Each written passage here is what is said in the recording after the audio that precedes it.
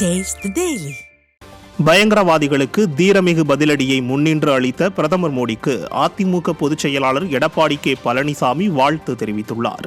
இது தொடர்பாக அவர் வெளியிட்டுள்ள அறிக்கையில், பகல்காமில் அப்பாவி பொதுமக்கள் மற்றும் சுற்றுலா பயணிகள் மீதான பயங்கரவாத தாக்குதல் என்பது நம் நாட்டின் மீது தொடுக்கப்பட்ட மிக கொடுமையான மனிதத்திற்கே எதிரான போர் என குறிப்பிட்டுள்ளார். பயங்கரவாதத்திற்கு இந்தியா ஒருபோதும் அடிபணியாது என்பதை ஆபரேஷன் சிந்தூர் திடமாக நிரூபித்துள்ளதாகவும், நம்முடைய போர் பயங்கரவாதிகளுக்கு எதிராக என்று தெளிவாக வரையறுத்து பொதுமக்களுக்கு பாதிப்பின்றி பயங்கரவாதிகளின் முகாம்களை தகர்த்தெறிந்து ஆபரேஷன் சிந்தூரை வெற்றிகரமாக முடித்த நம் இந்திய ராணுவ படையின் தீரம் பெருமைக்குரியது என்றும் பாராட்டியுள்ளார்.